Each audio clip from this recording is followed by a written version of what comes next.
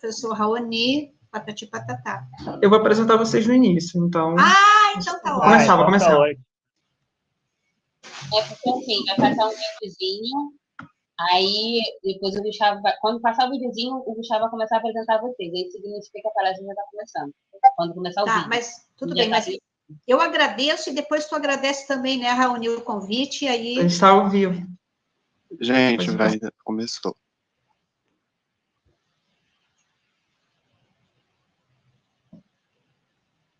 Bom...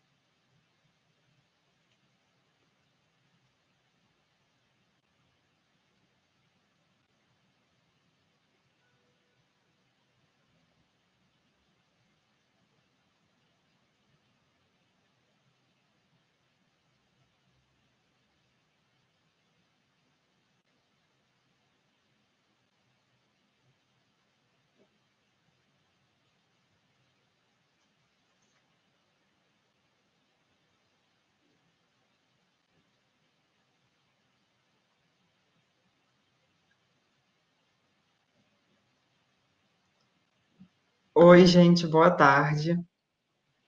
A palestra Química na Cozinha vai ser ministrada pelos professores Nádia, Raoni e a aluna Giovana. A Nádia é professora do Instituto de Química da UFRJ, pelo Departamento de Química Inorgânica desde 1995. Ela completou seu doutorado em Química pela Unicamp e pela Universidade de Wisconsin. O Raoni é professor do Instituto de Química da UFRJ, pelo Departamento de Química Orgânica desde 2013. Ele é formado em Química com atribuições tecnológicas pela UFRJ, realizou um pós-doutorado em Química de materiais não estruturados e catálise também pela UFRJ, e um pós-doutorado industrial em Química Medicinal, no Centro de Pesquisa da Bayer, na França. Atualmente, eles fazem parte da equipe do projeto de extensão Química na Cozinha. A Giovana faz um tecnólogo em gestão ambiental na Universidade Veiga de Almeida, e ela também é aluna do Instituto de Química da UFRJ, realizando o 5º período de Química com atribuições tecnológicas. E antes de mais nada, eu queria dizer para vocês que, como nós avisamos durante as inscrições da semana, nós selecionamos algumas pessoas que se inscreveram para realizar o experimento junto com os professores na sala. Então, vocês não se assustem se verem algumas pessoas interagindo com os palestrantes. E, em nome da semana, eu agradeço a equipe do projeto por ter aceito o nosso convite, e também a presença da professora Nádia, do professor Raoni e da Giovana. A palavra de vocês e boa palestra. Ok. Boa tarde a todos. Eu, inicialmente, gostaria de agradecer à comissão organizadora da Semana da Química pelo convite, não é? E agradecer a presença de todos, não é, que estão aqui nos assistindo, ok? Bem, então eu vou começar agora, eu vou compartilhar, então, a apresentação.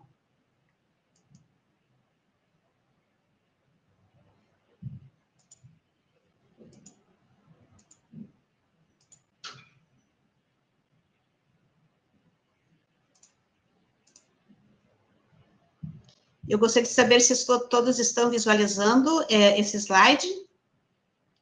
Estamos sim, professora. Ok. Bem, primeiro eu queria comentar algo muito rápido sobre esse título, que foi escolhido, Química na Cozinha de Minerva, não é? Como uma homenagem à nossa universidade, né? pela excelência dela e pelo que ela tem demonstrado durante todo esse ano de pandemia, não é?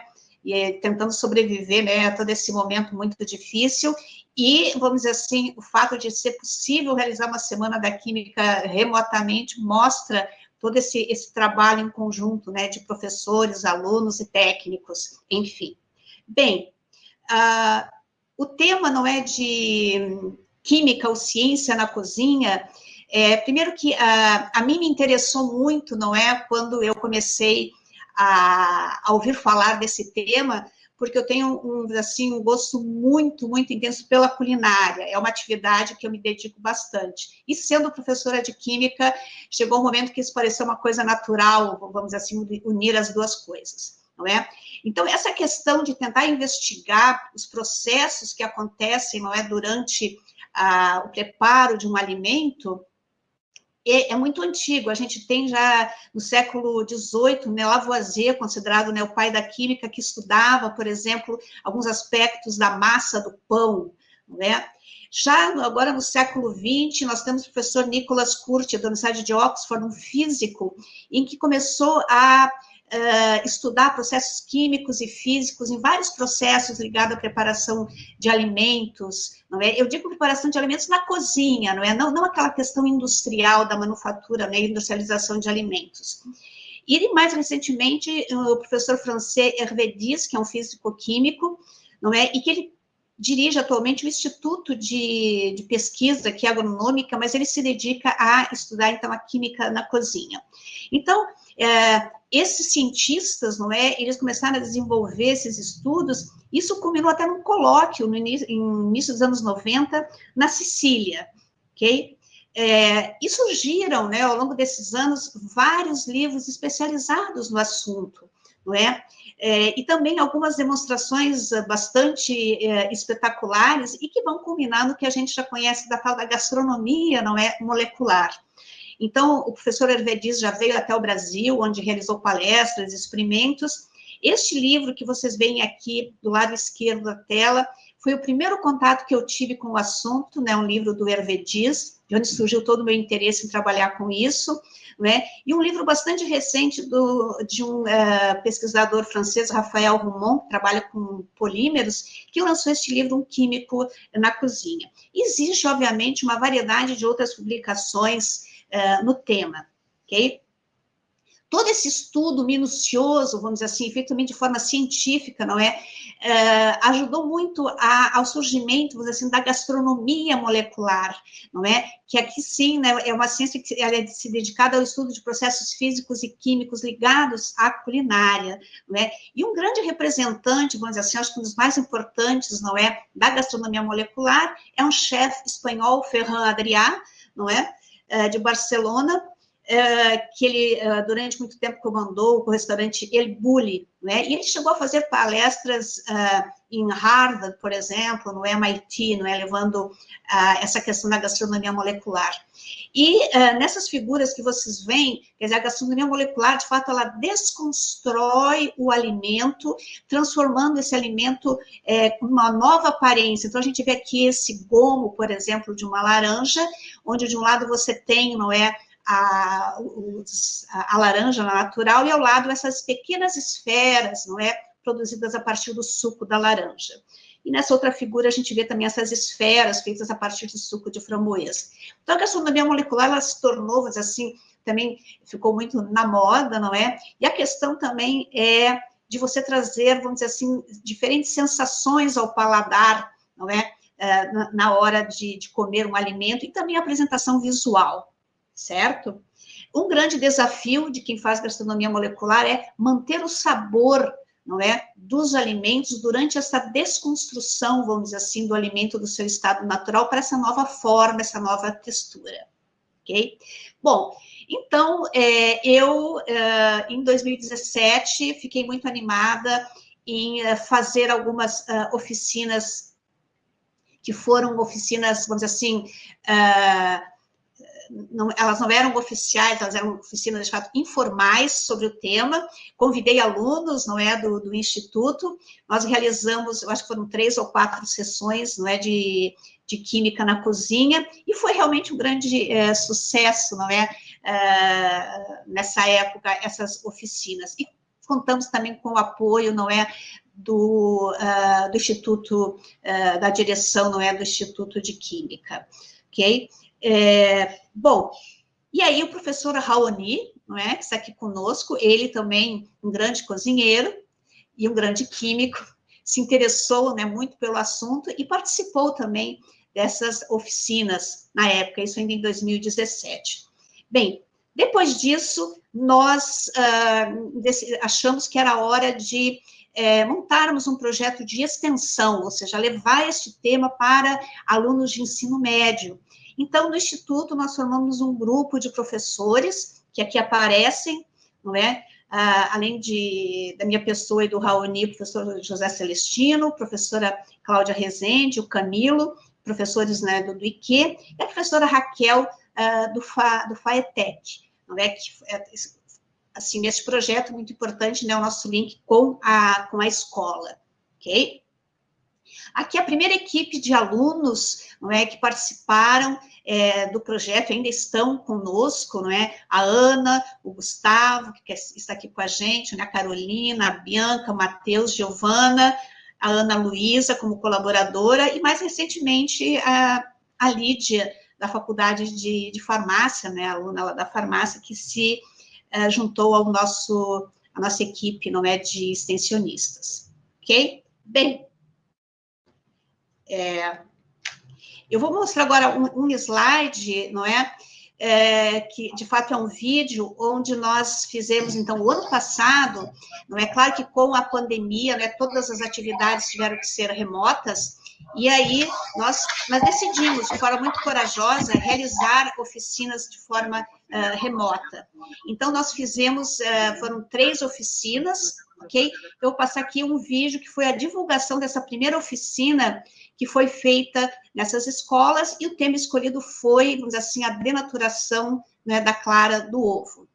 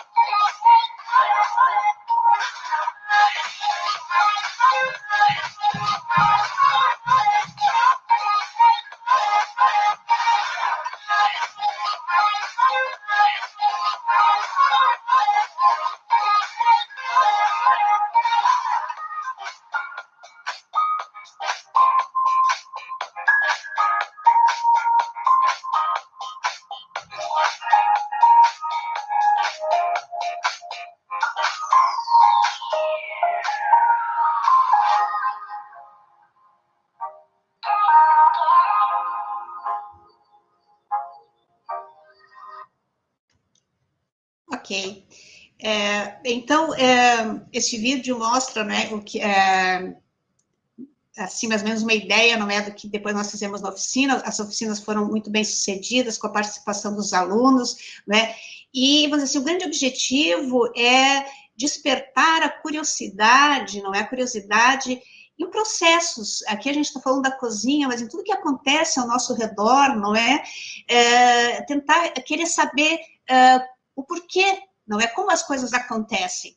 E se você, vamos dizer assim, conhece um processo, seja químico ou físico, da transformação de um alimento, não é, você pode, vamos dizer assim, controlar esse processo, não é? Para chegar num alimento, assim, mais bem preparado, não é? Tanto em termos de sabor quanto de aparência, não é? E aí tornar, claro, uma das atividades mais prazerosas da nossa vida, que é o comer, não é? Uma atividade de qualidade excelente e proporcionar não só a cada um de nós, mas aos outros, a quem convive com a gente, não é? Bem, então, o tema, não é, que nós escolhemos para hoje foi colóides na cozinha, não é? Quem é estudante de química já ouviu falar nesse termo, quando estuda soluções, não é? É um tema muito importante na química, estudar em vários níveis, por exemplo, de profundidade, não é?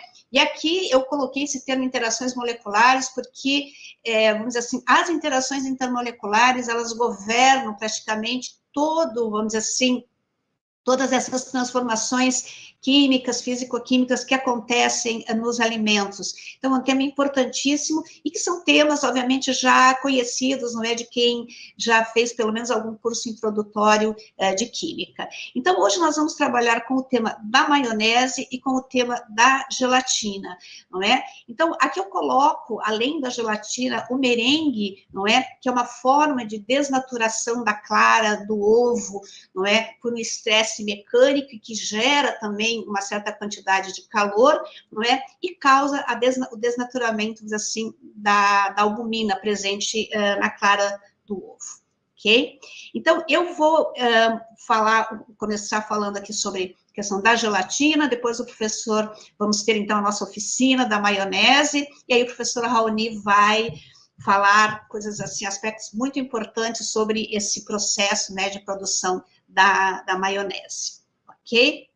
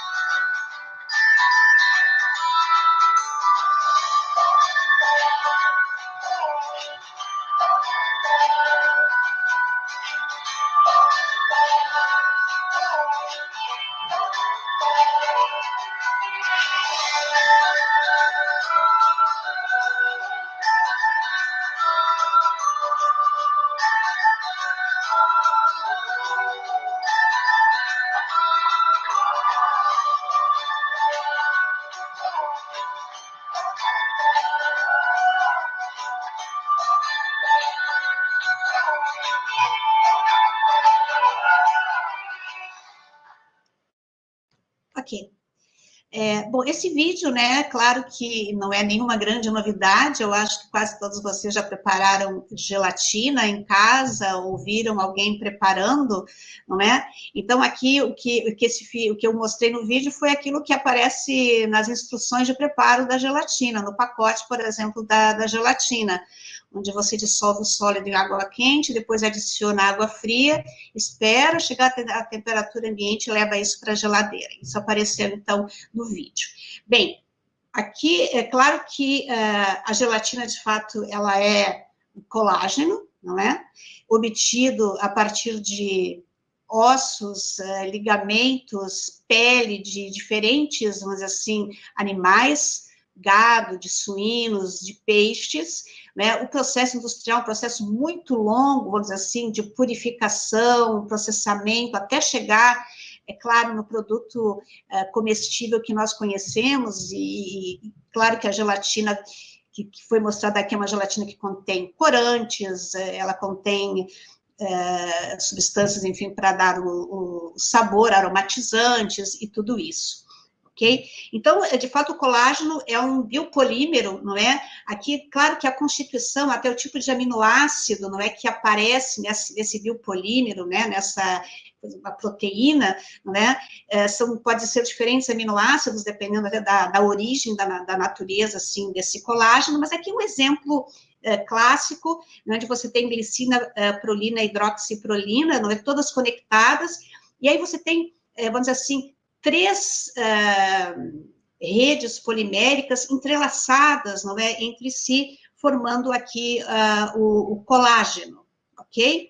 Então, quando o colágeno, quer dizer, ele é industrializado, é feito uma hidrólise ácida ou básica para que esse entrelaçado, ele fique mais frouxo. Então, aí você diminui algumas interações intermoleculares entre esses grupos polares, dessas cadeias, não é, proteicas, não é? E aí, quando você adiciona água quente, né, mostrada aqui, você forma o que se chama de, no estado sol, da gelatina, onde você tem, lá no vídeo, aparece a gelatina no estado ali líquido. Então, com o aquecimento, com a água quente, você desconstrói essa organização, esse pseudo-entrelaçamento, vamos dizer assim, da cadeia proteica, e aqui vocês veem elas livres, soltas, não é? Naquele meio aquoso. Com o resfriamento, claro que com a diminuição de temperatura, os movimentos, não é?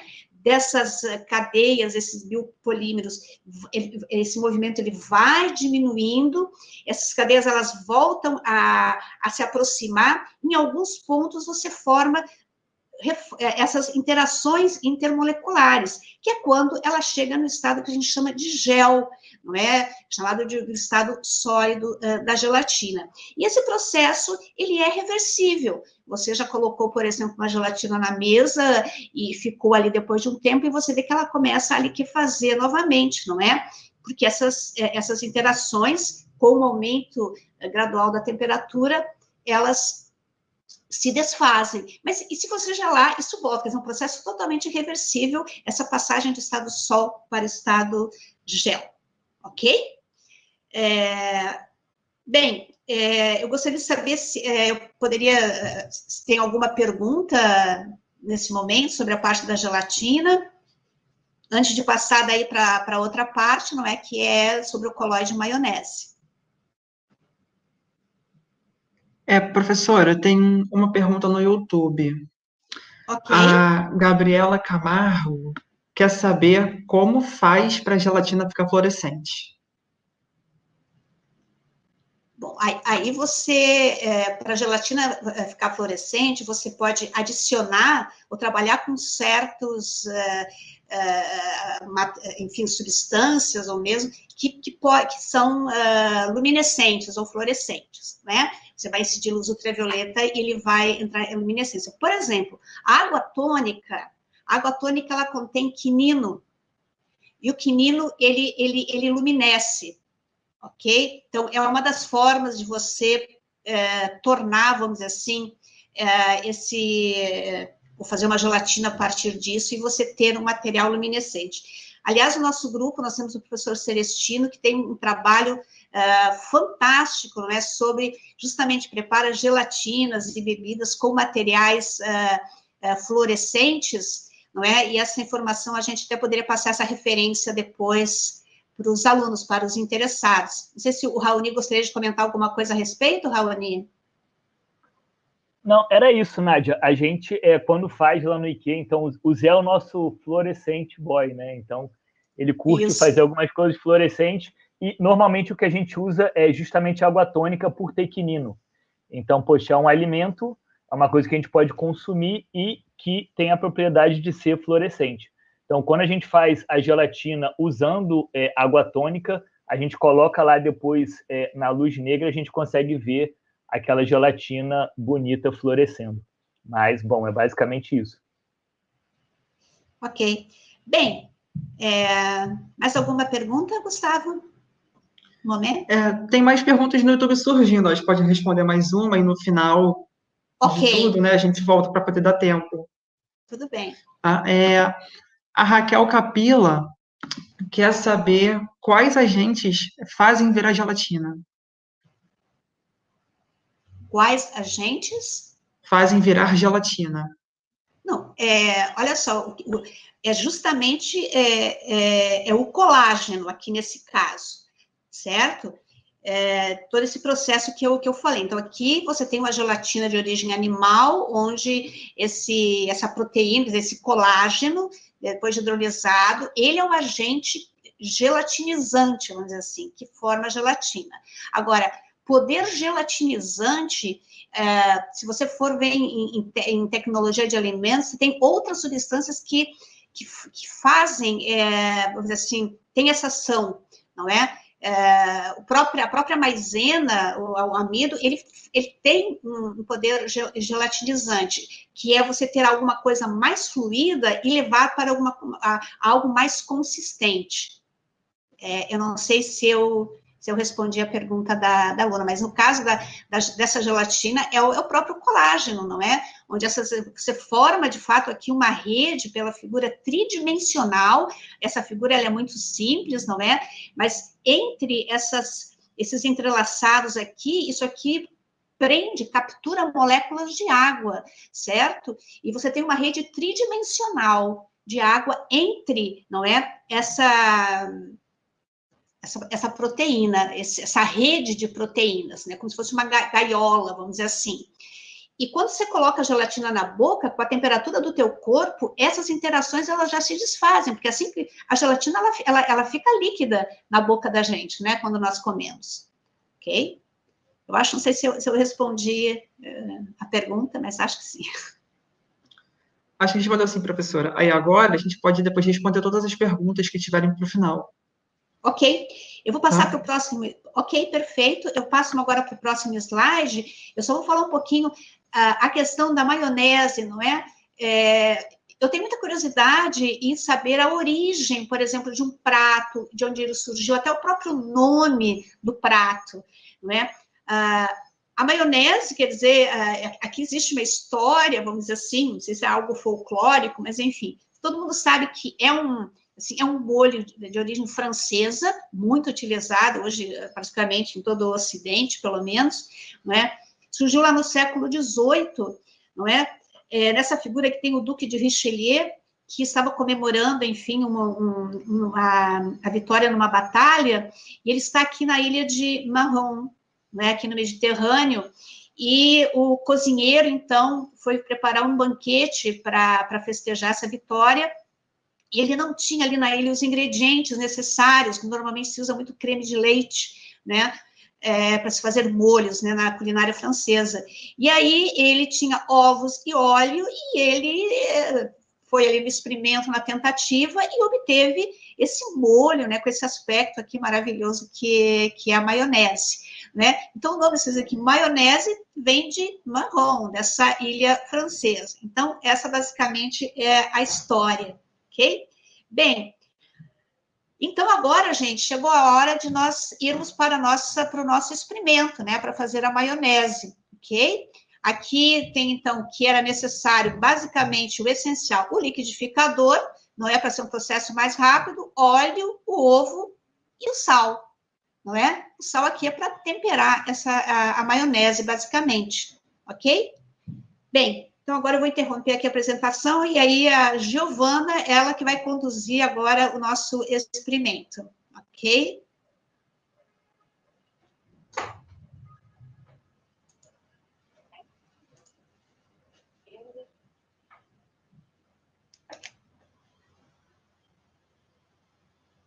Bem ou não?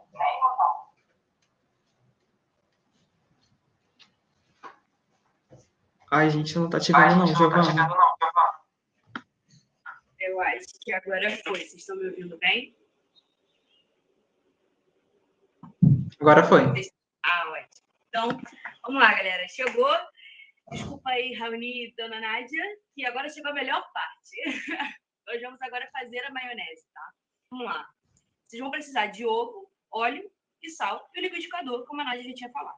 Eu recomendo que vocês sempre abram o ovo antes de um outro recipiente. Então, eu vou abrir aqui nesse potinho para ver se não está estragado, para a gente não ter nenhum problema, né, de abrir o ovo, botar no liquidificador e ele está estragado, certo? Então, aqui, eu vou botar meu ovinho aqui dentro do liquidificador, certo? Eu botarei 2 ovos, tá, gente? Para dar bastante maionese, que fica bem gostoso. Então, show. Os 2 estão bons. Vou botar aqui. Ok? E vou adicionar para cada ovo 4 colheres de sopa de óleo. Ok? mas mantenha o óleo perto de vocês, porque vocês ainda vão usar. Então, como eu usei aqui 2 ovos, eu vou usar 8 colheres de sopa de óleo.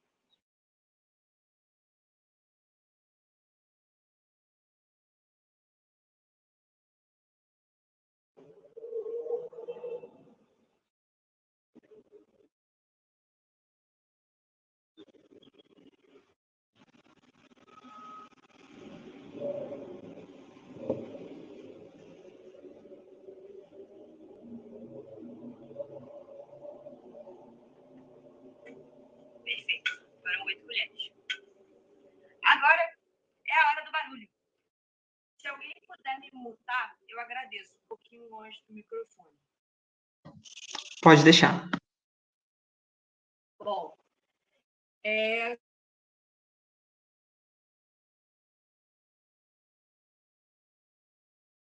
a gente vai começar a bater e a gente vai deixar um fiozinho de óleo. O ideal é que seu liquidificador tenha uma aberturazinha. O meu tem uma aberturazinha aqui, tá vendo?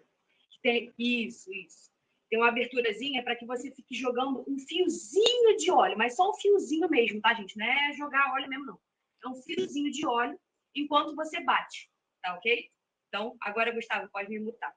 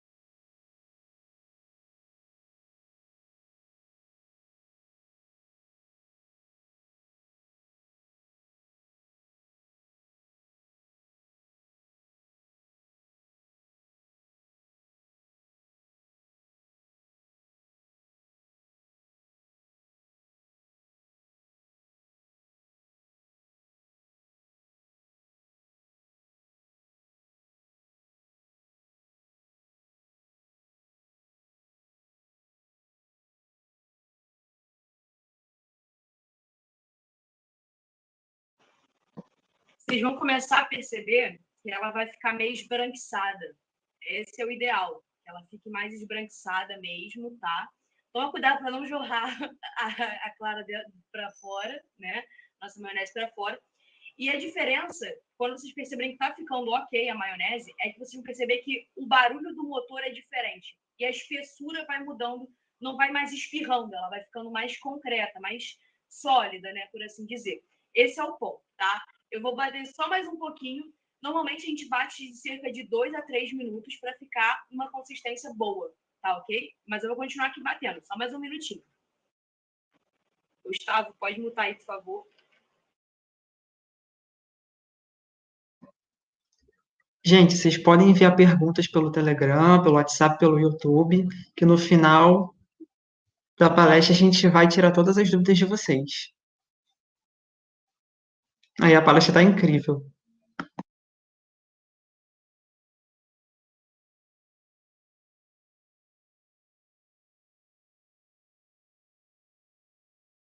Bom, então, minha maionese aqui ficou pronta. E a de vocês? Vocês estão participando comigo? Todo mundo ok? Todo mundo bem? Todo mundo vivo? Sem espirrar maionese para tudo que é lado? Acho que sim. Tudo bem? Ok. Bom, eu vou chegar agora um pouquinho mais perto para vocês verem a consistência que ela vai cair do liquidificador. Tá bom? Só um minuto. Observem que ela fica bem branquinha mesmo, tá? Vou botar aqui no pote para vocês verem, ó. Já colocou o sal, Giovana? Então, eu vou botar fora. Tá. Tá? Porque aí você mede melhor. Vocês podem bater mais um pouquinho, se vocês quiserem, para ficar mais consistente. Tá ok? Bom, botei aqui no meu potinho para vocês verem.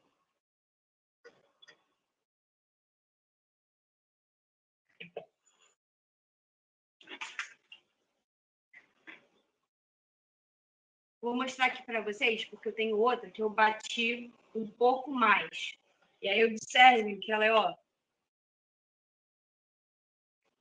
ela cai, tá vendo? Ela é mais pesada. Show? A dica que eu vou dar hoje para vocês é: essa maionese é perfeita para botar em pão de alho. Ou seja, vocês podem botar alho, vocês podem botar páprica, vocês podem botar tudo. O sal fica a gosto de vocês. Então, eu vou botar aqui um pouquinho de sal na minha.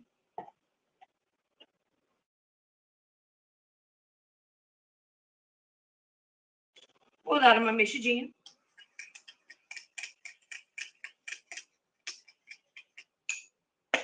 E vou adicionar um pouquinho de páprica. Páprica fica muito bom. Se vocês quiserem também.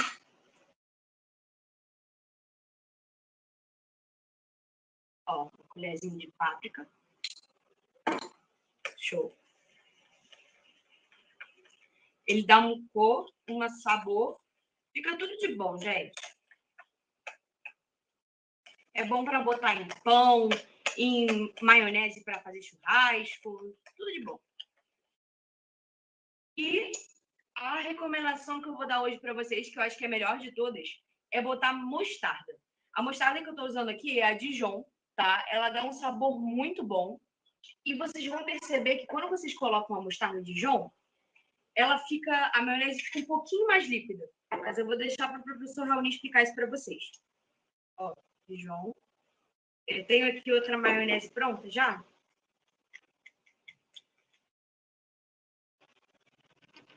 Ó, ela fica mais líquida, estão vendo? Isso aí. Todos bem? Então é isso, gente. É assim que se faz maionese, do jeito mais simples, mais fácil, mais divertido que vocês possam imaginar.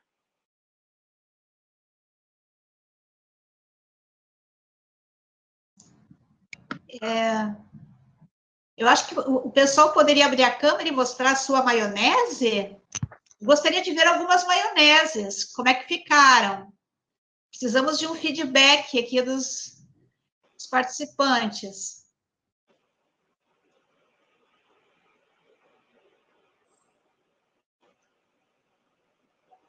Eu botei em páprica, como a Gi falou. Ela pegou uma por... Ok.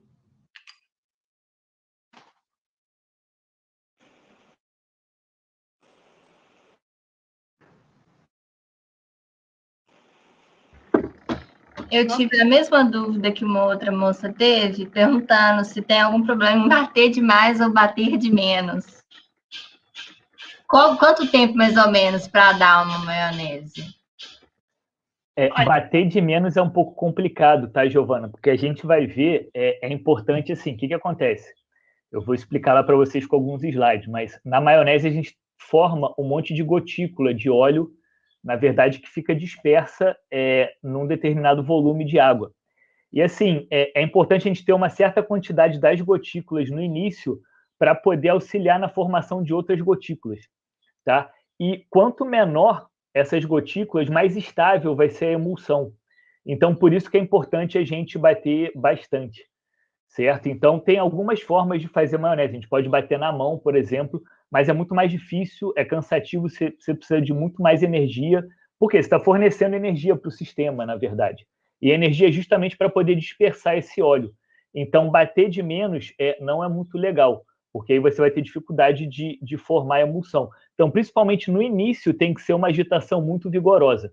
E aí depois, conforme você já começa a formar a emulsão, aí é um pouco mais tranquilo, tá? De não bater tanto. Agora, você fez uma outra pergunta interessante aqui no chat, tá? Que é a questão do perigo do ovo cru. Sim, é um perigo, tá? Então, esse é uma questão com a maionese. Ovo pode ter contaminação de salmonela. Então, a maionese industrial, ela é feita com ovo pasteurizado, justamente para eliminar completamente o risco de salmonela. Em casa, a gente não faz. Mas, assim, o risco é bastante baixo, tá? Então, assim, o risco de contaminação é de um ovo em alguns mil. Então, assim, é um risco relativamente baixo, mas sim, não deixa de ser um risco. Tudo bem? Mas e se lavar a casca? Porque eu também já ouvi que a salmonela está na casca. Não, lavar o ovo não é uma coisa boa, tá? Lavar o ovo não é uma coisa boa. O ovo comercial que a gente compra, ele é revestido com uma cera, que é justamente para proteger o ovo de contaminação bacteriana. Então, a casca do ovo é uma formação de calcário e ela é relativamente porosa, certo? Então, como ela é porosa, ela está suscetível à entrada de micro-organismos. Então, lavar ovo é uma coisa péssima. Então, não se lava. Você pega não, ovo, sim, mas eu já ouvi que o ideal seria lavar antes de consumir, né? Não quando comprou, mas assim... logo direto antes. É bom. Vou comer o ovo agora no almoço, aí eu lavo e uso. Já ouvi isso. Bom, eu particularmente nunca ouvi. Não vejo porque não vejo algum benefício de lavar a parte de fora, entendeu? A não ser que, poxa, o ovo acabe entrando muito em contato com a casca, mas é uma coisa que a gente consegue evitar normalmente, quebrando o ovo e deixando ele direto para o recipiente que a gente vai usar. Tudo bem? Mas lavar antes não é legal justamente por causa disso, porque a casca do ovo é porosa, você retira essa cera que é usada para proteção, e aí sim, você aumenta muito o risco de contaminação do ovo. Tudo bem? Só um comentário, o mais importante é verificar se existe alguma rachadura na casca do ovo antes de você utilizar. Porque se tiver uma rachadura, aí a possibilidade de já estar contaminado é bem maior. Então, essa acho que seria uma recomendação. E o tempo de duração da maionese, não é? Na geladeira, até 2 dias, numa geladeira, você garante, sem maior problema. Tudo bem? Bom, vamos lá, então, continuar falando um pouco de maionese. Que bonito ver todos vocês fazendo maionese aí. Poxa, e as maioneses ficaram com uma cara boa, né? Eu estava vendo, a galera conseguiu emulsionar bem a maionese. Bom, deixa eu compartilhar aqui a minha tela. Vocês estão vendo a minha tela? Sim ou não? Estamos sim, professor. Tá, vamos lá. Então, bom, galera, eu queria agradecer ao Gustavo pela apresentação, agradecer à comissão organizadora da Semana de Química pelo convite para poder participar. Então, poxa, falar de comida é uma coisa que já traz um prazer enorme para a gente. Eu sou daqueles que come falando de comida, come falando de outras comidas. Então, poxa, falar de comida e química é uma coisa que a gente adora fazer. Então, muito obrigado pelo convite e parabéns para vocês pela coragem de organizar essa Semana da Química virtual, que eu imagino que não deve estar sendo nada fácil, mas, poxa, é um evento sensacional e a gente está muito feliz de estar aqui. E, bom, a pergunta é, por que a gente resolveu fazer maionese hoje, né? Então, a gente normalmente, quando monta as nossas oficinas, a gente tem uma discussão para poder decidir qual que é o tema que a gente vai falar, e aí surgiu esse tema de maionese. Eu, particularmente, eu sou apaixonado por maionese, então eu adoro comer maionese, eu gosto de comer maionese com um monte de coisa, e essa é uma questão interessante da maionese. A maionese é um molho extremamente versátil, então se a gente parar para pensar, maionese é uma coisa, tem aquela coisa de harmonização na cozinha, né? Então, poxa, você harmoniza o vinho tinto com a carne vermelha, tal vinho com peixe, tal molho com determinada comida. A maionese é o molho vira-lata, ele harmoniza com tudo, né? Então a gente come maionese com hambúrguer, a gente come maionese com peixe, a gente come maionese com frango, a gente come maionese com salada, com ovo, com o que for. Então, não é à toa que dentro da culinária a maionese é considerada a grande rainha de todos os molhos. E, bom, e como vocês acabaram de fazer, o que é a maionese, né? Do ponto de vista gastronômico, então, se vocês pegarem lá o livro da Cordon Bleu, que é a grande referência de técnicas culinárias, a maionese é um molho que é feito à base de óleo e gema de ovo. Então, esses são os ingredientes essenciais da maionese. Porém, é muito comum a gente adicionar alguns outros ingredientes.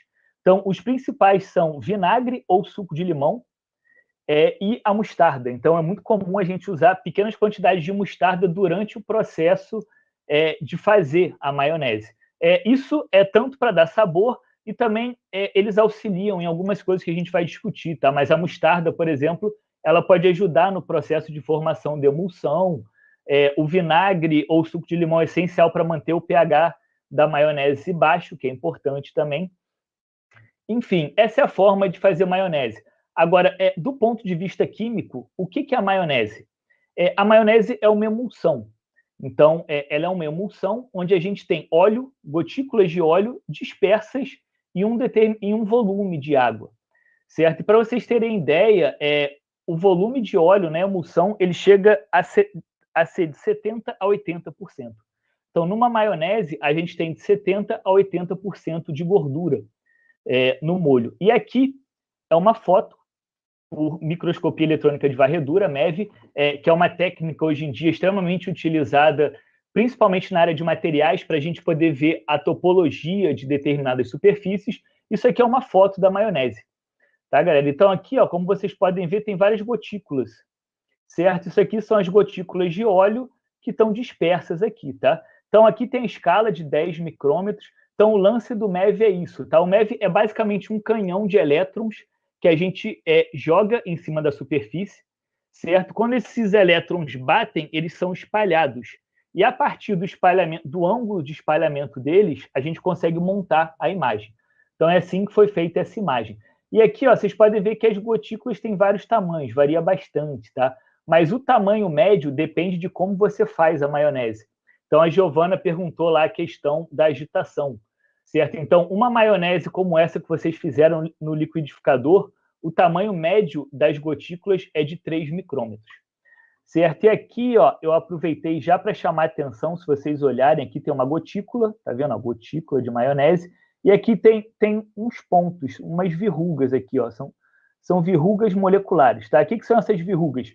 Já estou chamando a atenção que é uma coisa importante também. Então, isso aqui são aglomerados proteicos. Então, a gema de ovo, ela é rica em proteínas também. E essas proteínas, elas também são essenciais para a gente poder dar a liga e a textura que a gente quer nesse molho.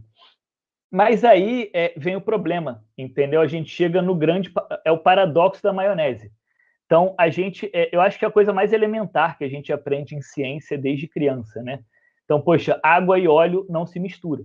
Então, quando a gente tenta colocar óleo na água, a gente forma duas fases e a gente tem aquele velho jargão, aquela mesmice de sempre, do semelhante dissolve semelhante, certo? Mas vamos fazer o seguinte, vamos olhar do ponto de vista um pouco mais da estrutura molecular da maionese, certo? E do ponto de vista do bulk também, do ponto de vista termodinâmico, das leis da termodinâmica que regem a formação de uma maionese. Então, vamos dar uma viajada aqui e ver a termodinâmica da maionese, certo?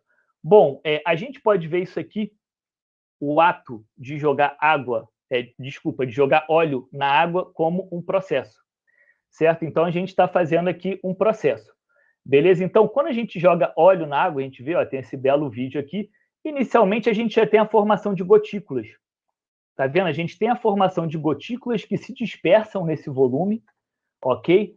Porém, o que acontece? Rapidamente, essas gotículas, elas se juntam, a gente tem a coalescência das gotículas e a gente forma duas fases.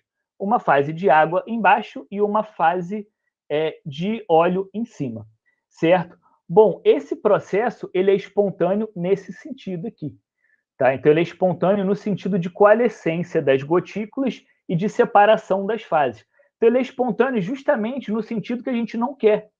Por quê? Poxa, o legal da maionese, o que dá essa textura da maionese, o que dá esse sabor da maionese, são essas gotículas dispersas, essas gotículas de óleo dispersas ali na água. Porém, é um processo não espontâneo, beleza? Bom, por que esse processo é não espontâneo? Eu vou ter que convocar as leis da termodinâmica. Eu não vou entrar em muito detalhe, então, poxa, seria uma discussão enorme, mas vamos falar de coisas que são relativamente conhecidas para vocês, tá? Se a gente fosse falar de uma maneira geral, então, quando a gente está falando se um processo é espontâneo ou não, a gente está falando basicamente da segunda lei da termodinâmica, ok? Então, a segunda lei da termodinâmica é aquela que vai designar se um processo é espontâneo ou não, e ela fala na entropia total. Mas isso torna a coisa um tanto quanto complexa. E o que acontece? Quando a gente faz maionese, a gente faz a maionese a pressão e temperatura constante, certo? Então, a gente pode usar isso aqui. A gente pode usar a energia livre de Gibbs. Então, a energia livre de Gibbs é uma forma da gente enunciar, de certa forma, a segunda lei da termodinâmica, falar da variação total de entropia, mais a temperatura e pressão constante. Ok? E uma forma da gente definir é o quê? A energia livre de Gibbs é a quantidade de energia disponível que a gente tem no sistema para poder realizar trabalho, tá? Vocês me desculpem, eu tive que compartilhar isso aqui com vocês, porque eu descobri esses dias que tem uma série do Netflix que se chama As Leis da Termodinâmica. E, poxa, eu achei que, na verdade, era um documentário. Depois eu descobri que era uma comédia romântica. Então, o diretor, certamente, ele não fez termo, porque ele ia ver que, poxa, é realmente muito romântico, mas não tem nada muito engraçado. Mas, enfim, voltando aqui para o assunto que interessa para a gente, então, a gente vai precisar dessas 3 funções de estado aqui para entender bem como é que acontece o processo, certo? Então, energia livre de Gibbs, o que é uma função de estado? É uma função que depende de variáveis que definem o estado de um sistema. Então, depende, por exemplo, da temperatura, da pressão ou de outras funções de estado.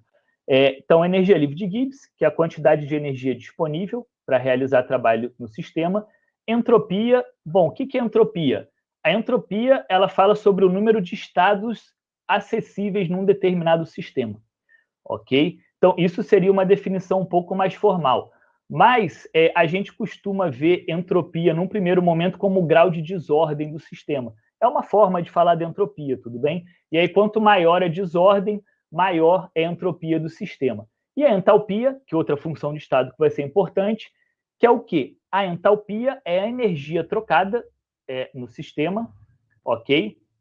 A pressão constante na forma de calor, certo? E aí, ó, a gente tem essa relação aqui da entalpia e da entropia com a energia livre de Gibbs, ok? E aí, o que acontece?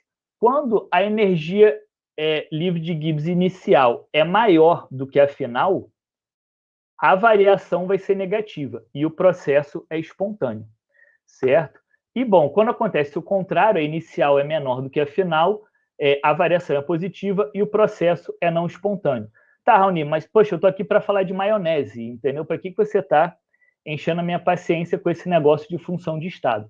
Bom, vamos analisar isso aqui na perspectiva da maionese, certo? Primeira coisa que a gente tem que ver é o quê? O que é o óleo que vocês usaram para fazer a maionese? Então, o componente principal desse óleo são triglicerídeos, ok? O que são triglicerídeos? Triglicerídeos são triésteres do glicerol. Então, aqui, ó, tá a bela estrutura do glicerol, certo? Que é um triol. Então, tem aqui 3 hidroxilas. E aí, ó, eu posso formar ésteres aqui com ácidos graxos. Então, o triglicerídeo são ésteres do glicerol com ácidos graxos. O que são ácidos graxos? Ácidos graxos são ácidos carboxílicos que têm uma longa cadeia carbônica. Tá vendo? Então, ó, isso aqui é um ácido graxo. Isso aqui seria uma representação aqui do glicerol, tá vendo? E aqui seria uma representação simples, tá? Só para a gente ficar com os desenhos que a gente vai usar depois, do triglicerídeo. Então, isso aqui seria a molécula do óleo, ok? Que vocês estão usando para fazer a maionese. Bom, esses ácidos graxos aqui, eles podem ter diferentes estruturas. Então, pode ser saturado, pode ser insaturado. Se tiver insaturação, pode ser cis ou trans, ok? Isso vai determinar uma série de coisas relacionadas ao triglicerídeo. E aqui tem alguns exemplos.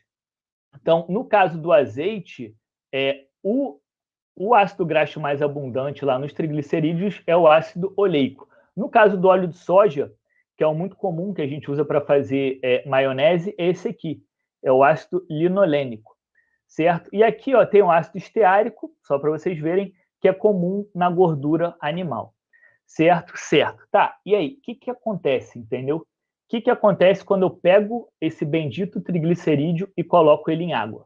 Bom, a professora Nádia começou falando lá sobre interações intermoleculares, que vai ser fundamental. Então, é basicamente o que vai governar essa coisa toda aqui, tudo bem? Primeira coisa que acontece é a quebra de ligação de hidrogênio entre as moléculas de água, ok? Então, aqui, ó, a gente tem lá o nosso volume de água, e aí, quando eu jogo o óleo, ele vai lá para a água, eu vou ter a quebra das ligações de hidrogênio entre as moléculas de água. certo? Se eu quiser colocar o óleo em solução. E aí, o que acontece? Eu abro uma cavidade onde vai entrar uma molécula de um triglicerídeo, certo? Então, quebrei ligação de hidrogênio, abri uma cavidade aqui, certo? Certo. A água, ela pode fazer interações intermoleculares com esse triglicerídeo, porém vão ser interações muito fracas, certo? E aí, o que a água faz? Para compensar essa quebra que ela teve que fazer para abrir a cavidade, ela faz interações mais fortes com as moléculas de água que estão do lado. Então, o que ela faz? Ela segura mais forte nas mãos. Então, ela vai e faz um número maior de interações intermoleculares, ok? E aí, quando isso acontece, a gente forma uma estrutura extremamente rígida aqui, tá? Uma estrutura extremamente rígida e extremamente organizada, que a gente chama de clatrato, ok? Isso aqui vai ser super importante. Então, só para vocês terem uma ideia, aqui são algumas estruturas de clatrados, tá?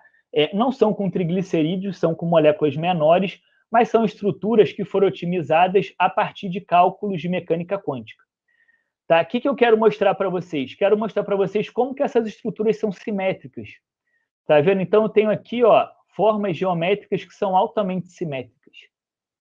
Certo? Altamente simétrico, altamente organizado. Então, aqui tem clatrados formados com metano, clatrados formados com propano, e aqui um clatrado formado com aminoácido, que é a alanina. Ok? Então, quando eu jogo lá o triglicerídeo, acontece algo parecido. E aí vocês já conseguem ver mais ou menos o que vai acontecer aqui. Essa estrutura é extremamente organizada. Então, do ponto de vista entrópico, isso aqui vai ser péssimo. Ok? Isso vai ser péssimo. Então, é isso que vai fazer com que o processo não seja espontâneo. Por quê? Quando eu pego aqui, eu quero que ΔG seja negativo para ser espontâneo. Tá? No processo que a gente está fazendo, a gente tem quebra de interações intermoleculares entre moléculas de água. Mas depois a gente forma mais interações com as moléculas vizinhas. Então, a variação de ΔH, tá, é muito pequena nesse tipo de processo. Porém, a gente forma uma estrutura muito organizada. Então, a variação de entropia fica muito negativa, certo? Fica muito negativa. A gente tem uma redução muito grande da entropia do sistema. E aí, ΔG fica muito positivo e faz com que esse processo fique não espontâneo. Certo? E aí, qual que é a consequência? A consequência é as moléculas de triglicerídeo se aglomerarem, ok? Para poder diminuir a superfície de contato com a água. Elas se aglomeram e diminuem a superfície de contato, certo? E o processo acaba sendo espontâneo nesse sentido. Poxa, legal, legal. Mas fica mais legal ainda quando a gente tem moléculas anfifílicas, tá? Então, moléculas que têm uma parte que interage com a água, que pode interagir com a água. Então, a gente tem aqui um grupo de átomos que pode interagir bem com a água. E aqui, um grupo de átomos que interage melhor com a fase apolar. Então, quando a gente tem isso, fica muito interessante e a gente tem o que a gente chama de efeito hidrofóbico. Então, efeito hidrofóbico é super importante em tudo, é o efeito da vida. A gente existe aqui hoje, então estamos todos aqui graças ao efeito hidrofóbico. Por quê? Porque foi o efeito que permitiu a formação de células. Então, quando eu pego uma estrutura desse tipo e coloco em água, isso se aglomera. Se aglomera de tal forma de impedir que a água fique em contato com a parte hidrofóbica. E eu posso formar micelas, posso formar vesículas, posso formar membranas, e com isso eu pude formar uma célula, ok? E com isso a gente consegue formar maionese também. Então, aqui que a mágica começa a acontecer, tá? Quem que é o grande protagonista da mágica da maionese? É justamente a gema do ovo. Então, o que a gente quer está aqui. Certo, galera? Aqui tem uma estrutura do ovo, só para vocês terem uma ideia, né? Então, pois, todo mundo já viu um ovo, mas é legal a gente ver esse corte transversal do ovo, né? Então, aqui a gente tem a clara, que é rica em água e albumina, que é uma proteína. Aqui a gente tem a gema, que tem a célula, que vai ser germinada. Então, a gente tem aqui, poxa, uma célula que vai dar origem à ave depois. Tem a chalaza, que é essa estrutura interessante, que mantém a gema aqui bem no centro, tá vendo? E as membranas. E aqui na gema tem uma série de nutrientes que vão ser importantes para o desenvolvimento dessa célula depois. Tá? Então, a gente tem água, tem tiamina, que é vitamina B1, tem vitamina A, tem ferro, tem xantofilas. Então, xantofilas é uma molécula grande, é um carotenoide. Então, vocês já devem ter escutado falar no beta-caroteno, que é o que dá a cor da cenoura. A xantofila é o que dá essa bela cor aqui da gema. Tá? Então, é um carotenoide. Tem proteínas e tem essa aqui, ó, que é a lecitina. Tá vendo? Então, poxa, a lecitina é uma substância super importante para a gente poder fazer a maionese. Então, aqui está a estrutura química da lecitina. A lecitina é um fosfolipídio. Então, lembra, o lipídio, eu tenho um triéster do glicerol. Aqui, ó, a parte preta é a parte que vem do glicerol, tá? Aqui a gente tem uma parte ácido graxo, aqui a gente tem outra parte ácido graxo. E aqui eu tenho um grupo fosfato com tetraalquil amônio. Então, isso aqui, ó, é um fosfolipídio. Se vocês notarem, eu tenho uma parte aqui que é hidrofóbica, que vai fazer um bom contato com triglicerídeos, e uma parte que pode fazer interações intermoleculares fortes com a água. Então, ó, esse grupo fosfato aqui, eu posso fazer ligações de hidrogênio com a água, tudo bem? Isso aqui é um MEV, mais uma foto de MEV, de microscopia eletrônica de varredura, da gema. Então, isso aqui é uma gema que foi tratada com uma solução de cloreto de sódio. E aqui a gente vê vários glóbulos, tá vendo? Então, isso aqui são aglomerados proteicos e aglomerados de fosfolipídios. Bom, o que acontece? Quando a gente começa a fazer a maionese, a gente forma as gotículas. No que a gente forma as gotículas, aquele efeito entrópico, ok? Aquele efeito entrópico, o efeito hidrofóbico, ele favorece a formação de estruturas desse tipo. Onde eu tenho uma gotícula de óleo, ok? Com um monte de fosfolipídio aqui. Tá? Então, ó, rapidamente o fosfolipídio a gente começa a formar o que a gente chama de uma estrutura supramolecular. Então, os fosfolipídios, pelo efeito hidrofóbico, começam a se aglomerar aqui, ó, na superfície da gotícula de óleo. Gotícula de óleo sem fosfolipídio, eu tenho a atração de Van der Waals e eu tenho a coalescência. Com fosfolipídio é carregado, tá vendo? Então, eu tenho aqui, por exemplo, uma carga positiva desse grupo tetraalquil amônio. O que eu tenho? Eu tenho repulsão em função dessa carga. Tudo bem? E aí eu começo a conseguir fazer a mágica, que é o quê? Estabilizar, ok, cineticamente esse processo não espontâneo, que é deixar o óleo disperso pela água. Tá? Então, a maionese é um sistema metaestável, ok? Então, a gente tem uma estabilidade cinética ali em função disso. Tá? Então, ó, primeira coisa fundamental são os fosfolipídios, certo? Que ficam aqui e aí promovem essa repulsão eletrostática. Segunda coisa importante são proteínas que estão no meio. Então, as proteínas também têm essa propriedade de poder se ligar a coisas que são hidrofóbicas e de poder se ligar à água, certo? Então, de alguma forma, elas auxiliam na estabilização da maionese. Então, elas vão ficar aqui, ó, entre as gotículas, tá? Evitando que tenha a coalescência dessas gotículas. Então, ó, deem uma olhada aqui, olha que interessante, é mais um MEV, tá? Só que aqui é o MEV de uma única gotícula, tá vendo? Então, isso aqui é uma gotícula de óleo na maionese, certo? Olha a escala aqui, 1 micrômetro. Então, se a gente pegar aqui, ó, tem mais ou menos 2 a 3 micrômetros, que é aquele tamanho que eu falei para vocês, tá? Mais ou menos 2 a 3 micrômetros. E olha esse filme aqui, ó, olha que legal. Isso aqui é o quê? É a interface, tá? É a interface. É onde eu tenho uma mistura clara de água e óleo, ok? Em função da presença do quê? Dos fosfolipídios, do surfactante. Então, eu consigo formar esse filme aqui em volta, tá? E aqui, ó, essa área mais escura, essa área mais densa é o quê? São os conglomerados de fosfolipídios, que estão auxiliando aqui na estabilização dessa gotícula de maionese, certo? Bom, isso, na verdade, é a química da maionese, mas é a química de um monte de coisa que tem no supermercado. Então, alguns exemplos aqui de emulsões. Então, como eu falei para vocês, a maionese é uma emulsão de gordura em água, certo? Onde a gente tem aqui, ó, mais ou menos, eu falei lá, 70%, 80%. Mas a gema do ovo é uma emulsão, um creme de leite é uma emulsão, o leite é uma emulsão, certo? E a gente também tem emulsões de água em óleo, onde, por exemplo, a manteiga é uma emulsão de água em óleo e o molho vinagrete é uma emulsão de água em óleo. Então, do ponto de vista gastronômico, esses são os dois tipos de emulsões principais, tá? Óleo em água e água em óleo. Existem algumas mais complexas, mas elas não são relevantes do ponto de vista gastronômico.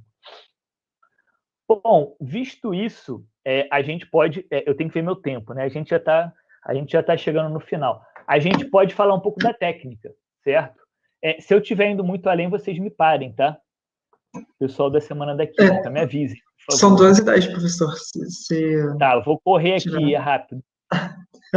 Então, ó, visto isso, só para a gente poder comentar um pouco da técnica. O que é a primeira coisa que vocês fazem? A primeira coisa é jogar um pouco de óleo, bem pouco óleo, e começar a bater.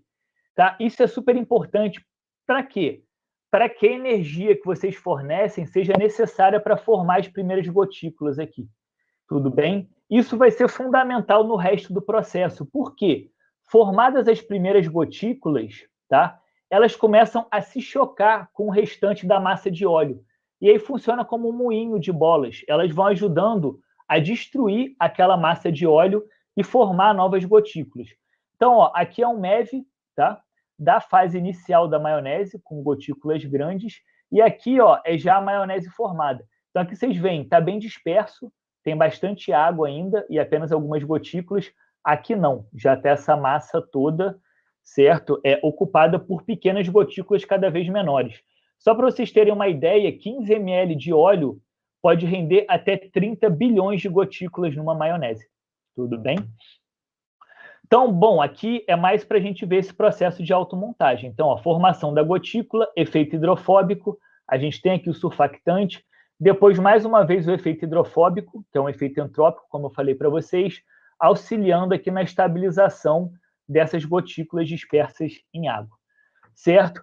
Bom, para fazer maionese a gente não pode aquecer muito, porque se aquecer muito, a gente desnatura proteínas que estão lá no meio e forma conglomerados de proteína, menos um fator para auxiliar na estabilização da maionese, e a gente também não pode congelar a maionese, certo? Por quê? Aqui, ó, aqui tem uma foto que ilustra bem. Mais uma vez o MEV, isso é a maionese formada, gotículas.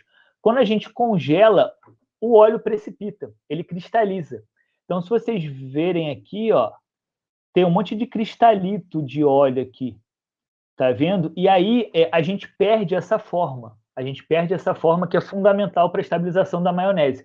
Quando descongela, a gente tem a separação das fases. Ok? E, bom, além do óleo e da água, tem alguns ingredientes que são importantes. Então, vinagre, que é uma solução de ácido acético, fundamental para quê? Para manter o pH baixo, tá? Isso ajuda a inibir a proliferação de bactérias na maionese, tudo bem? E a mostarda, que dá sabor. Então, a mostarda, ela tem essa substância aqui, tiocianato de alila. Então, essa é a substância responsável pela pungência da mostarda, não só da mostarda, mas de outros alimentos, como o rabanete e o wasabi, ok? E é uma substância volátil. A gente sente no nariz, né? Eu gosto muito de mostarda de wasabi, eu boto muito, eu sinto no cérebro. É o quê? É o isotiocianato de alila, ok? Que ele aquece na boca e aí ele vai e se liga a receptores do tecido epitelial, que são esses receptores aqui, TRPA1 e TRPV1, ok? E, bom, algumas substâncias produzem isso justamente para sua defesa. Então, isso é uma outra coisa interessante. Então, uma série de substâncias que dão sabor ao alimento são substâncias que plantas produzem para se defender, certo? Mas isso é uma outra história do nosso curso. Bom, a gente já está chegando no final para sobrar tempo, talvez, para algumas perguntas. Tem muita coisa de química de maionese, isso é mais o essencial, mas tem a parte de oxidação dos lipídios, tem a parte das propriedades geológicas, que fala sobre a textura da maionese, tem a questão de fabricação de maionese com baixo teor de gordura, onde a gente usa outros agentes emulsificantes. Então, enfim, é uma química super rica, uma química super interessante e com uma série de conceitos para serem discutidos. E, bom, é isso, galera. Obrigado pela atenção de vocês e espero que eu tenha conseguido passar um pouco da química da maionese para vocês e da proposta do nosso projeto. Obrigado, a palestra foi ótima. Nós temos perguntas. O Igor, que está acompanhando a gente aqui, ele fez uma pergunta. Não sei se ele prefere fazer diretamente ou se eu posso falar por ele.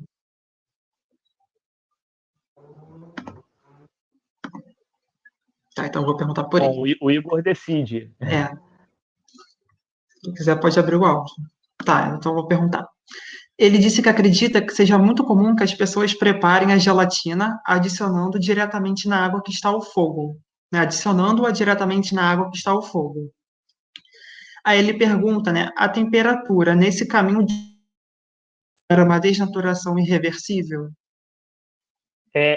Bom, até a Nádia pode me ajudar também, mas até onde eu sei, quando a gente faz gelatina, você não pode passar de 60 graus. Certo? E o problema é que, em alguns casos, quando você tem desnaturação, você tem coagulação da proteína também, e ela sai de solução. E aí isso é um problema. Por isso que o processo de desnaturação pode ser irreversível. E por isso que a questão do aumento da temperatura é problemático. Nádia, quer complementar com alguma coisa? Não, ele falou sobre o aquecimento da maionese, não é? Não, da gelatina. Essa é a gelatina. A gelatina, ok. A gelatina, de fato, você tem um processo que é reversível, não é? Você aquece, resfria, ela vira gel, não é? E resfriada. E quando você aquece, ela vira sol, ela liquefaz. Então, você tem, com mudança de temperatura, você tem interações que formam e que se desformam, certo?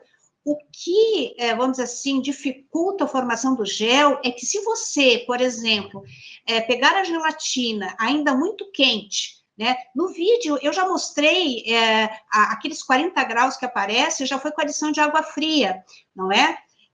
Mas o ideal é deixar até chegar na temperatura ambiente a 25 graus, porque o resfriamento muito rápido não dá tempo de partes, vamos dizer assim, hidrofóbicas, cadeias mais apolares, né, das proteínas, isso leva um tempo, não é? Até que elas se ordenem formando, por exemplo, aquela matriz tridimensional.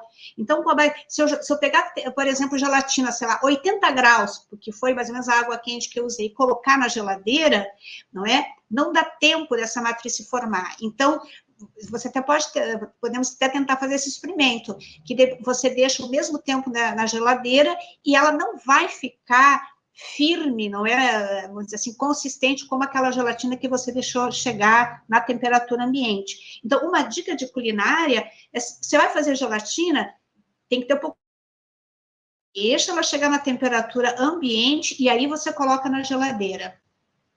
Ok? Não sei se eu respondi. Gelatina. Deixa eu só responder uma rápida aqui, Gustavo, que eu vi da Giovana, que é se o tipo de óleo influencia. Giovana, teoricamente a gente pode fazer gelatina com qualquer óleo, tá? Mas não por causa da emulsão, mas muito por causa do sabor. Então, por exemplo, se você pegar a receita da Cordon Bleu, ele fala para você usar óleo, pode ser óleo de soja ou óleo de girassol e azeite, mas pouco azeite. Então, se você usa só azeite,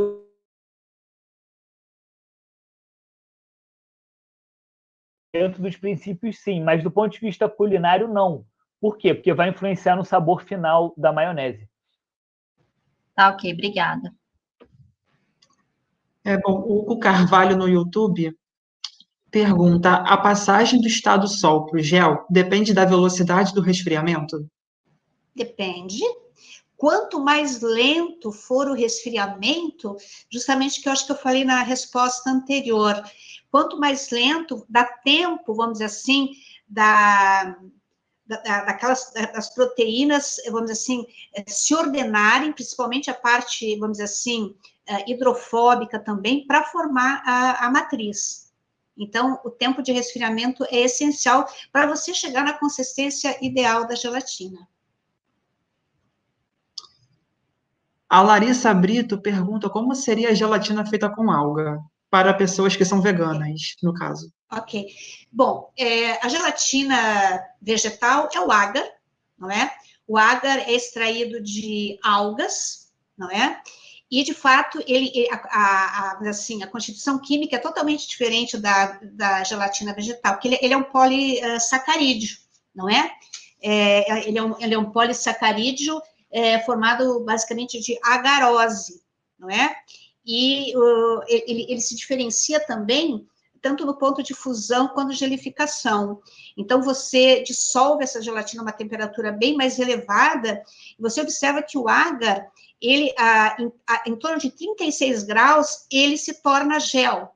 Então, quando se trabalha com agar, tem que ser feito a mistura, enfim, para fazer, por exemplo, ou uma sobremesa, ou esses queijos veganos, tem que ser muito rápida, tá?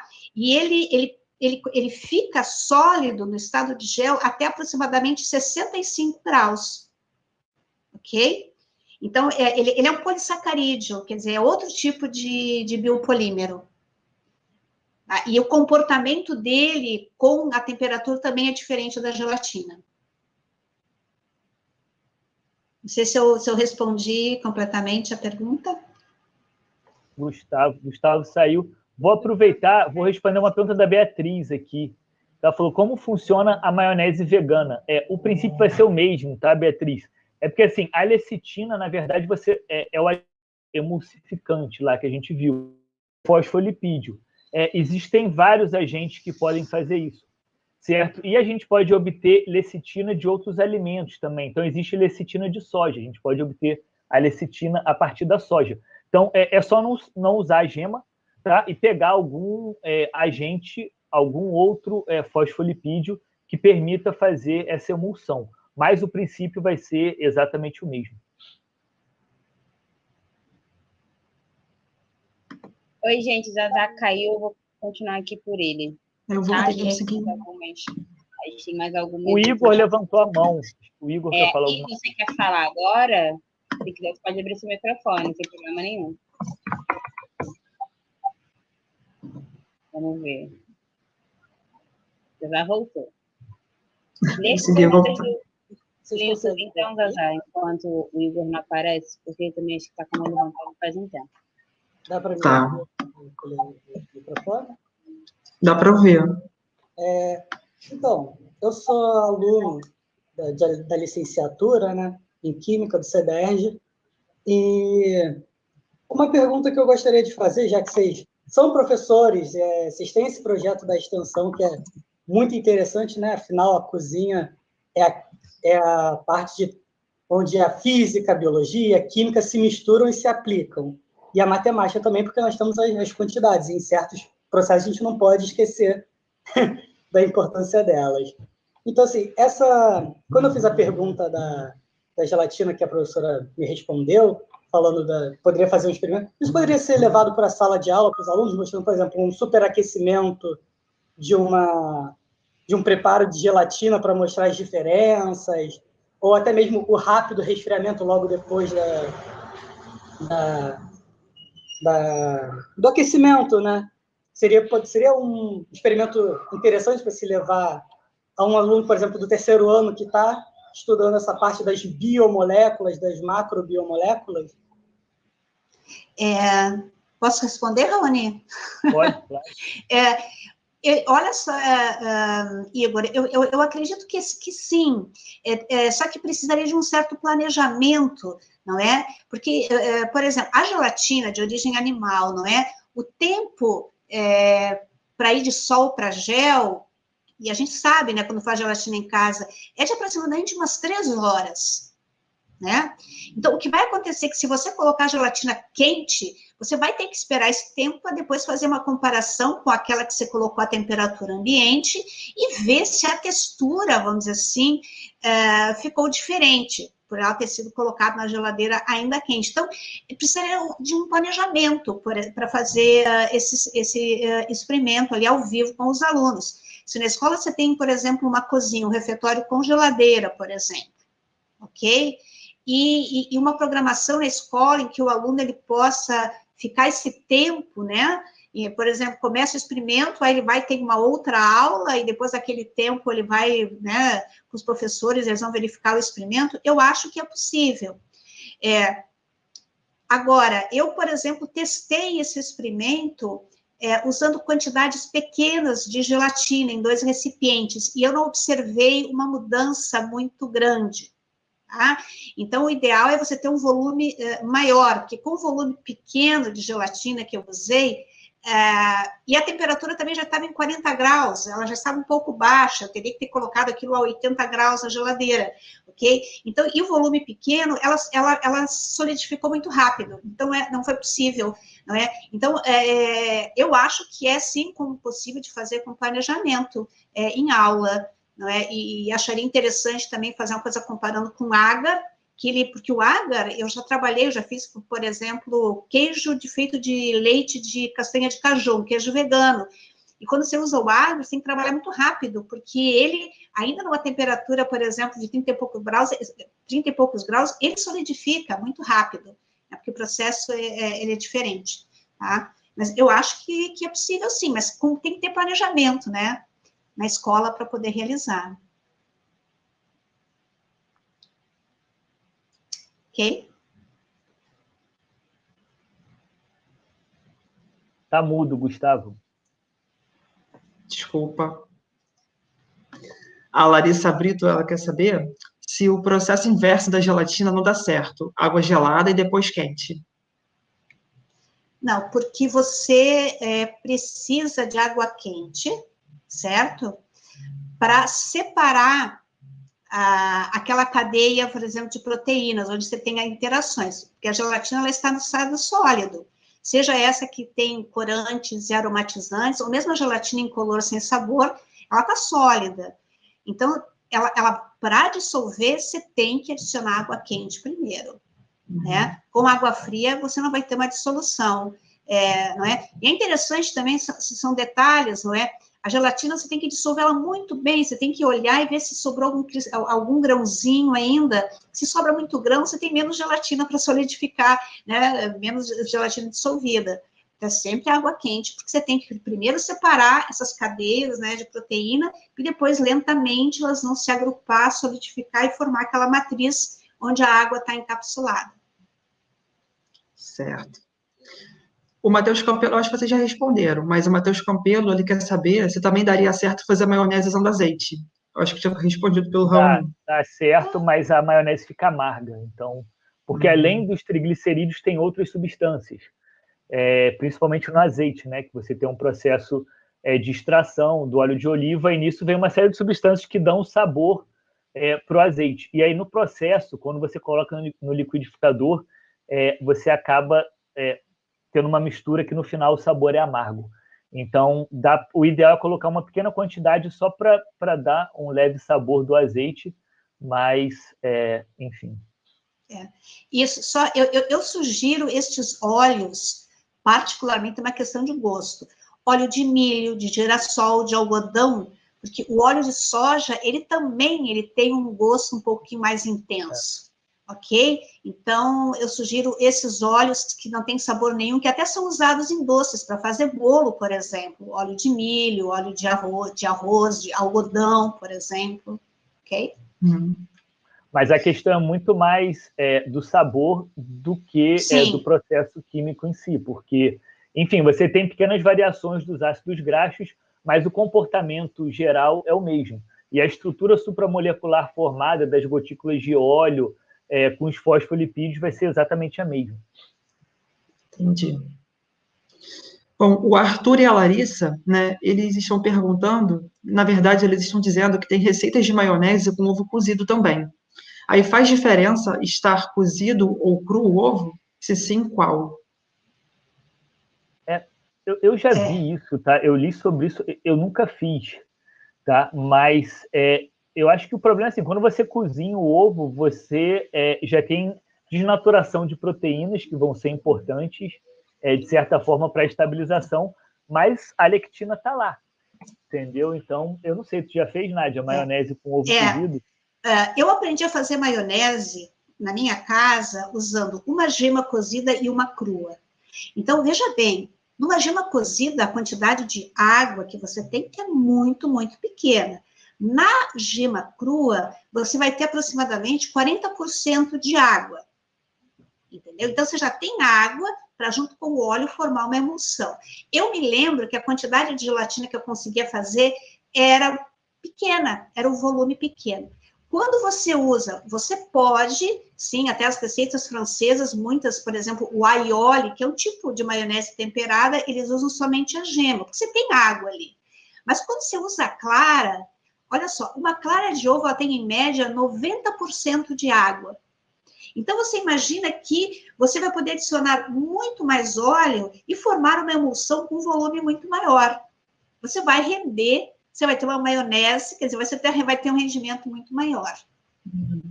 É isso. Porque lembrando que a água vem dali, né? Vem da gema, da clara, e aí se você botar um pouco de vinagre, tem mais um pouco de água, mas enfim, a gente não adiciona mais água, basicamente a fonte de água que a gente tem para poder fazer emulsão. Entendi. Nós temos uma pergunta do WhatsApp, querendo saber se existe algum conservante natural para fazer a maionese durar mais. O vinagre. O vinagre ajuda a fazer a maionese durar mais. Então, o vinagre ele tem propriedade bactericida, e aí quando você coloca vinagre, você reduz o pH da maionese, fica mais ácido, e isso é um componente importante para inibir a proliferação de micróbio, faz com que a maionese dure mais, mas assim, do ponto de vista de você ter proliferação de micróbio, né? Porque tem a questão também de depois de um tempo a maionese poder separar, dependendo de como você fez. Eu, particularmente, já fiz maionese que depois de 2 dias separou na geladeira. Mas isso foi muito mais pela forma... Eu tentei fazer no braço, entendeu? E não foi muito... Faltou um pouco de força para bater a maionese. Mas sim, o vinagre é um componente natural que pode ser usado para isso. Eu queria só dar um recadinho, Gustavo, falando agora de viver bem. Veja bem, a diferença do sabor de uma maionese feita em casa, de uma maionese comprada, industrializada, a diferença é muito grande. Você vê que o trabalho, o tempo que você leva para fazer uma maionese em casa é muito pequeno. Então, essa é uma sugestão que eu dou.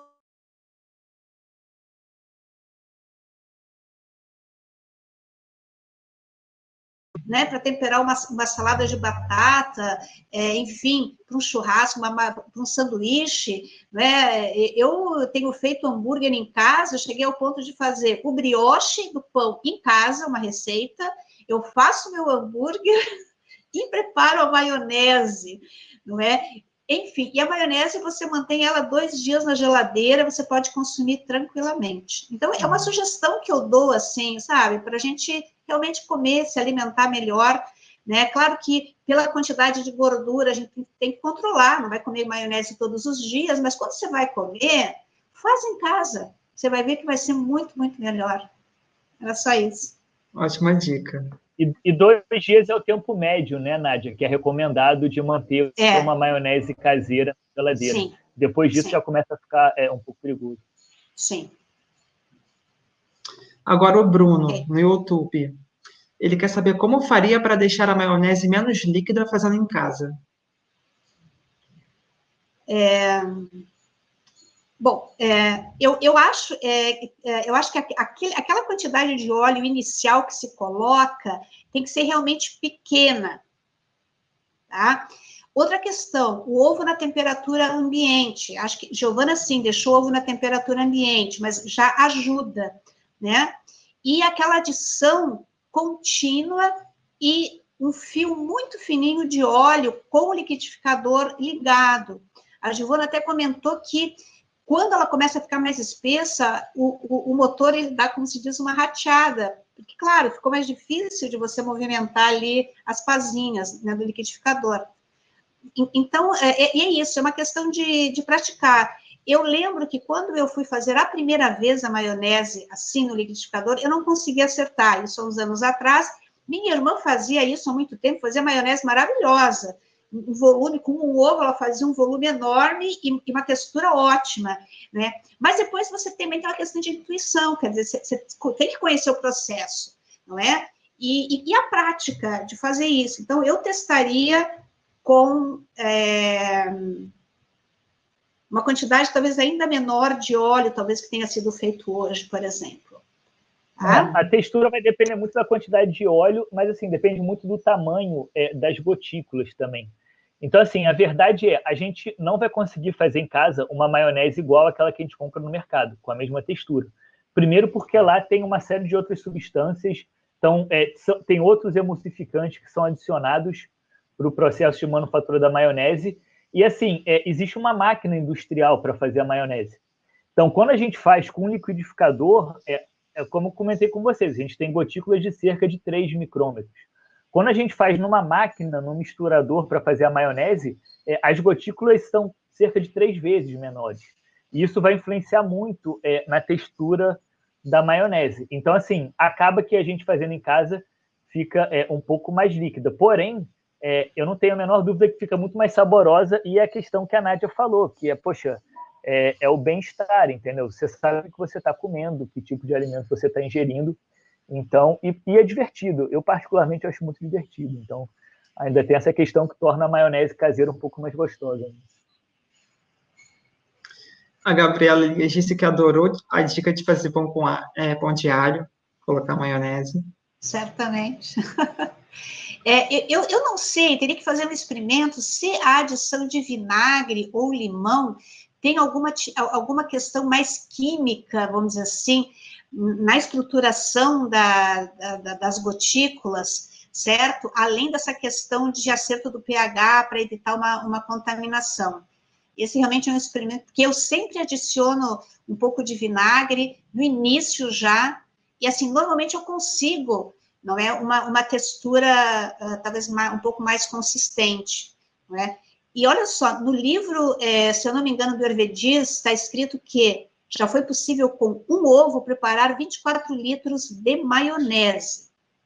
Vejam bem o número de bilhões, não é? De gotículas, não é? Que o Raoni falou que foi possível, que é produzido quando você consegue emulsificar realmente, não é? Então, eu acho que vamos adicionar mais óleo. Às vezes você não quer fazer algo muito gorduroso, mas vamos lá, mais um pouquinho de óleo, continua batendo. Eu acredito que você consegue ela mais espessa assim. A Lohane disse que está com muitas saudades da Nádia, disse que a professora está linda. Quem falou? A Lohane Lima. Lohane. Obrigada, Lohane. E ela fez uma pergunta. Bater demais, passar do ponto, pode acabar quebrando as gotículas formadas e desfazendo a emulsão?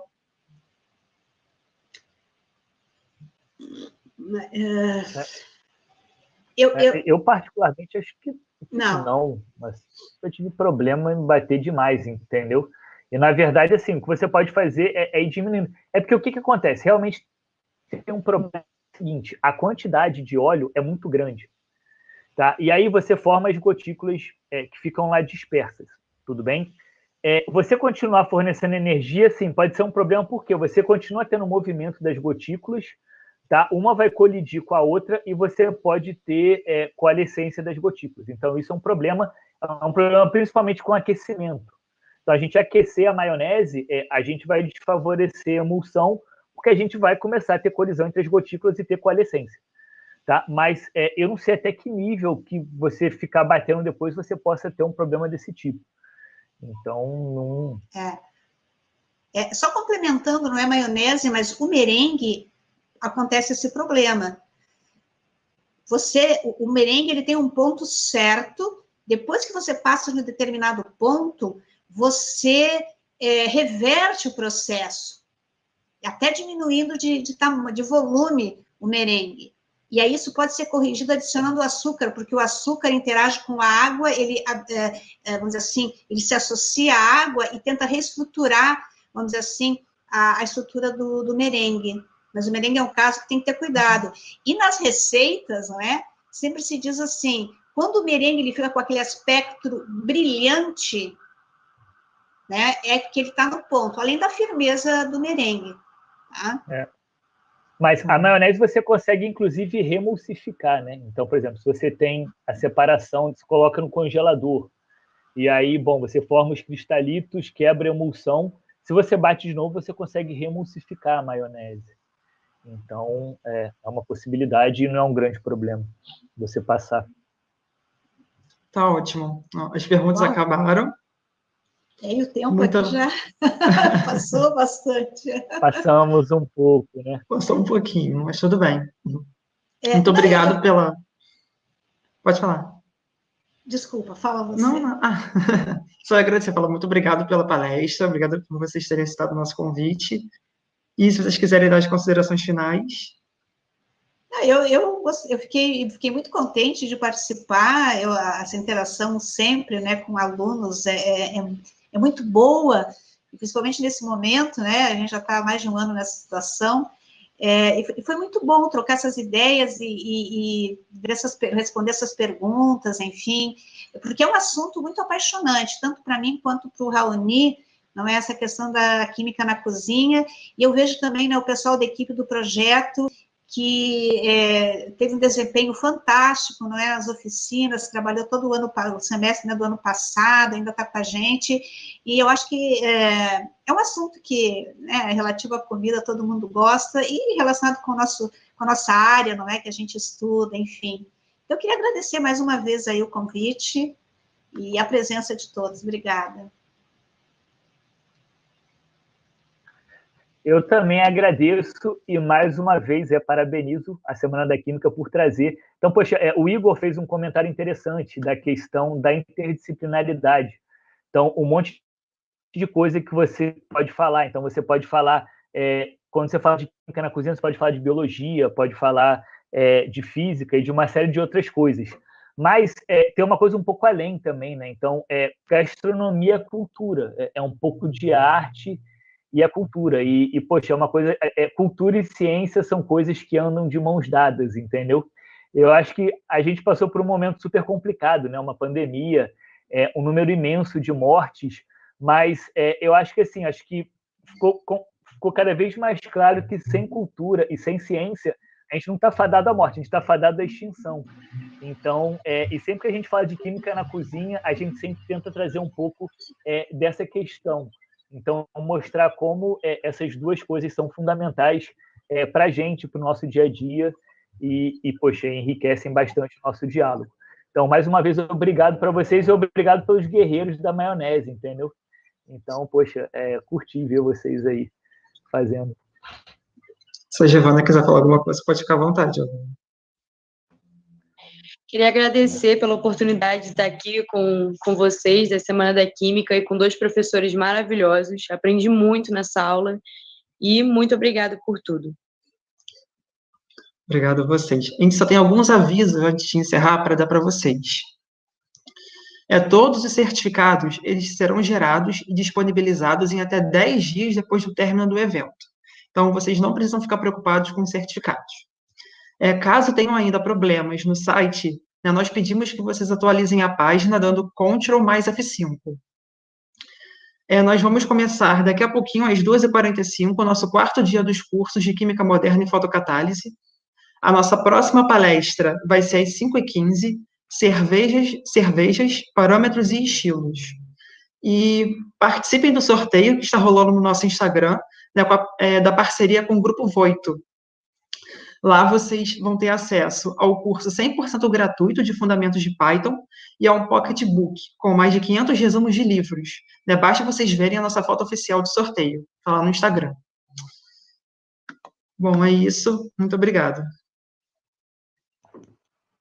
Tchau, gente. Boa tarde para todo mundo. Um abraço.